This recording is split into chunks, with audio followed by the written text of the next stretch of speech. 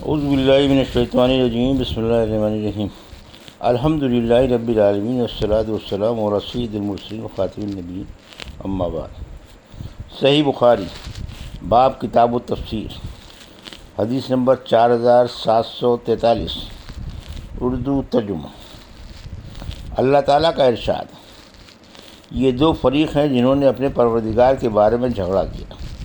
ہم سے حجاج بن منہال نے بیان کیا، کہا ہم سے حشیم نے بیان کیا کہ ہم کو ابو ہاشم نے خبر دی، انہیں ابو مجلس نے، انہیں قیس بن عباد نے، اور انہیں ابو ذر رضی اللہ عنہ نے۔ وہ قسم کھا کر بیان کرتے تھے کہ یہ آیت، یہ دو فریق ہیں جنہوں نے اپنے پروردگار کے بارے میں جھگڑا کیا۔ حمزہ اور آپ کے دونوں ساتھیوں یعنی علی بن ابی طالب اور عبدہ بن حارث مسلمانوں کی طرف سے، اور مشرکین کی طرف سے عتبہ اور اس کے دونوں ساتھیوں شیبہ اور ولید بن عتبہ کے بارے میں نازل ہوئی تھی، جب انہوں نے بدر کی لڑائی میں میدان میں آ کر مقابلے کی دعوت دی تھی۔ اس روایت کو سفیان نے ابو ہاشم سے اور عثمان نے جریر سے، انہوں نے منصور سے، انہوں نے ابو ہاشم سے، اور انہوں نے ابو مجلو سے اسی طرح نقل کیا ہے۔ حدیث نمبر 4744، اردو ترجمہ۔ ہم سے حجاج بن منہال نے بیان کیا، کہا ہم سے معتمر بن سلمان نے بیان کیا، کہا کہ میں نے اپنے والد سلیمان سے سنا، انہوں نے ابو مجلس سے سن کر کہا کہ یہ خود ان ابو مجلس کا قول ہے۔ ان سے قیس بن عباد نے اور ان سے حضرت علی بن ابی طالب رضی اللہ عنہ نے بیان کیا کہ میں پہلا شخص ہوں گا جو رحمان کے حضور میں قیامت کے دن اپنا دعویٰ پیش کرنے کے لیے چہار زانوں بیٹھوں گا۔ قیس نے کہا کہ آپ ہی لوگوں کے بارے میں یہ آیت نازل ہوئی تھی کہ یہ دو فریق ہیں جنہوں نے اپنے پروردگار کے بارے میں جھگڑا کیا۔ بیان کیا کہ یہی وہ لوگ ہیں جنہوں نے بدر کی لڑائی میں دعوت مقابلہ دی تھی، یعنی علی، حمزہ اور عبیدہ رضی اللہ عنہ نے مسلمانوں کی طرف سے، اور شیبہ بن ربیعہ، عتبہ بن ربیعہ اور ولید بن عتبہ نے کفار کی طرف سے۔ حدیث نمبر 4745، اردو ترجمہ۔ سورہ مومنون کی تفسیر۔ سفیان بن عینیہ نے کہا، سبع طراق سے ساتوں آسمان مراد ہے۔ لہا سابقون یعنی ان کی قسمت میں روز ازل سے سعادت اور نیک بختی لکھ دی گئی۔ وجالہ ڈرنے والے۔ ابن عباس انہوں نے کہا، حیات کا معنی دور ہے، دور ہے۔ فاصل العادین یعنی گننے والے فرشتوں سے جو اعمال کا حساب کرتے ہیں پوچھ لو۔ لناکبون سیدھی راہ سے مڑ جانے والے۔ کلہون ترش رد، بدشکل، منہ بنانے والے۔ اور اوروں نے کہا، سلالہ سے مراد بچہ اور نطفہ ہے۔ جنح اور جنون دونوں ایک ہی معنی ہے، یعنی دیوانگی، باولا پن۔ قشا پھین اور ایسی چیز جو پانی پر تیر آئے اور کام نہ آئے بلکہ پھینک دیا جائے۔ یجارون آواز بلند کریں گے جیسے گائے تکلیف کے وقت آواز نکالتی ہے۔ علی اعقابکم عرب لوگ بولتے ہیں رجع علی عقبیہ یعنی پیٹھ پھیر کر چل دیا۔ سامرا ثمر سے نکلا ہے، اس کی جمع سمار ہے۔ یہاں سامر جمع کے معنوں میں ہے، یعنی رات کو گپ شپ کرنے والے۔ تسحرون جادو سے اندھے ہو رہے ہیں۔ سورہ نور کی تفسیر۔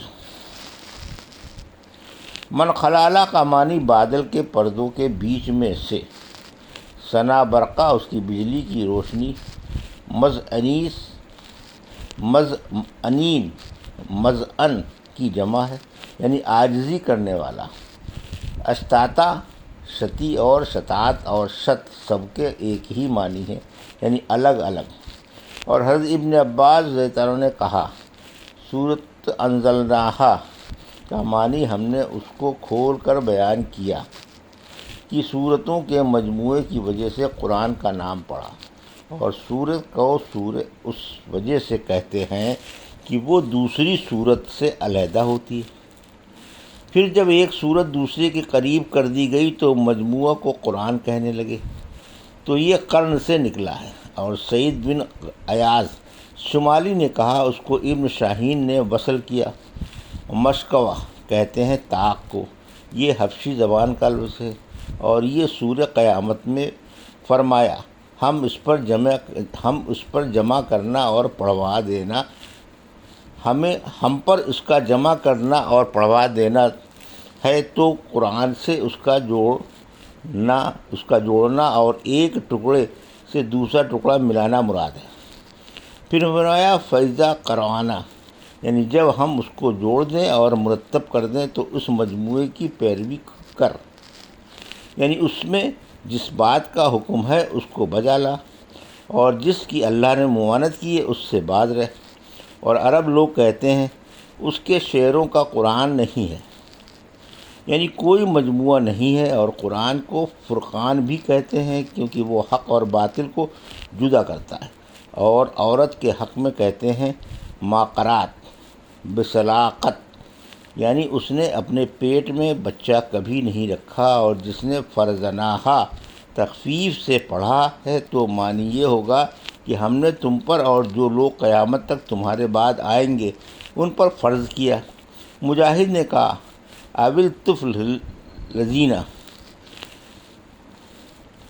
لم یظہروا والا عورات النساء سے وہ کمسن بچے مراد ہیں جو کمسنی کی وجہ سے عورتوں کی شرمگاہ یا جمع سے واقف نہیں ہیں۔ اور شعبی نے کہا اول الاربع سے وہ مرد مراد ہیں جن کو عورتوں کے احتیاج نہ ہو۔ اور طاؤس نے کہا اس کو عبد الرزاق وصل کیا، وہ احمق مراد ہے جس کو عورتوں کا خیال نہ ہو۔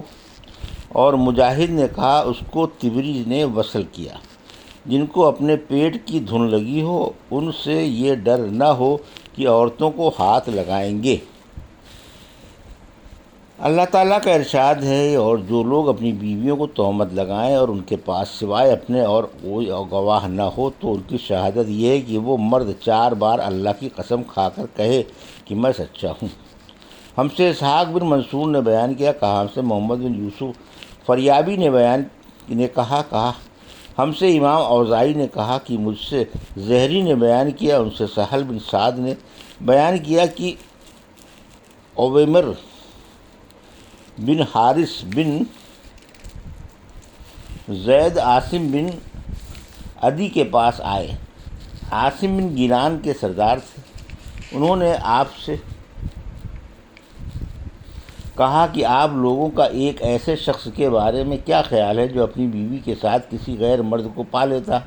کیا وہ اسے قتل کر دے لیکن تم پھر اسے قصاص میں قتل کر دو گے؟ آخر ایسی صورت میں انسان کیا طریقہ اختیار کرے؟ رسول اللہ صلی اللہ علیہ وسلم سے اس کے متعلق پوچھ کے مجھ سے بتائیے۔ چنانچہ عاصم رضی اللہ علیہ وسلم کی خدمت میں حاضر ہوئے اور عرض کیا، یا رسول اللہ، صورت مذکورہ میں خاوند کیا کرے؟ آپ صلی اللہ علیہ وسلم نے ان مسائل میں سوال و جواب کو ناپسند فرمایا۔ جب عمر رضی اللہ عنہ نے ان سے پوچھا تو انہوں نے بتا دیا کہ رسول اللہ صلی اللہ علیہ وسلم نے ان مسائل کو ناپسند فرمایا ہے۔ عمر نے ان سے کہا کہ واللہ میں خود آنا صلی اللہ علیہ وسلم سے اسے پوچھوں گا۔ چنانچہ وہ آنا صلی اللہ علیہ وسلم کی خدمت میں حاضر ہوئے اور عرض کیا، یا رسول اللہ، ایک شخص اپنی بیوی کے ساتھ ایک غیر مرد کو دیکھتا ہے، کیا وہ اس کو قتل کر دے لیکن پھر آپ قصاص میں اس کو قتل کر دیں گے؟ ایسی صورت میں اس کو کیا کرنا چاہیے؟ آپ صلی اللہ علیہ وسلم نے فرمایا کہ اللہ تعالیٰ نے تمہارے اور تمہاری بیوی کے بارے میں قرآن کی آیت اتاری ہے۔ پھر آپ نے انہیں قرآن کے بتائے ہوئے طریقے کے مطابق لعن کا حکم دیا، اور عمر رضی اللہ عنہ نے اپنی بیوی کے ساتھ لعن کیا۔ پھر انہوں نے کہا، یا رسول اللہ، اگر میں اپنی بیوی کو روکے رکھوں تو میں ظالم ہوں گا، اس لیے عمر نے اسے طلاق دے دی۔ اس کے لعن کے بعد میاں بیوی میں جدائی کا طریقہ جاری ہو گیا۔ آنس رسول نے فرمایا کہ دیکھتے رہو، اگر اس عورت کے بہت کالی پتلیوں پتلیوں والا بھاری سرین اور بھری ہوئی پنڈلیوں والا بچہ پیدا ہو تو میرا خیال ہے کہ اویمر نے الزام غلط نہیں لگایا ہے، لیکن اگر سرخ سرخ گرگٹ جیسا پیدا ہو تو میرا خیال ہے کہ اویمر نے غلط الزام لگایا ہے۔ اس کے بعد ان عورت کے جو بچہ پیدا ہوا وہ انہی صفات کے مطابق تھا جو آن صلی اللہ علیہ وسلم نے بیان کی تھی اور جس سے اویمر کی تصدیق ہوتی تھی، چنانچہ اس لڑکے کا نسب اس کی ماں کی طرف رکھا گیا۔ یہ تھی صحیح بخاری باب کتاب التفسیر کی حدیث نمبر 4743 سے 4745 کا اردو ترجمہ جو ابھی آپ نے سماعت فرمایا۔ اللہ سے دعا ہے کہ اللہ میں حدیثوں کی صحیح سمجھ عطا فرما اور ان پر عمل کرنے کی توفیق عطا فرما، آمین یا رب العالمین۔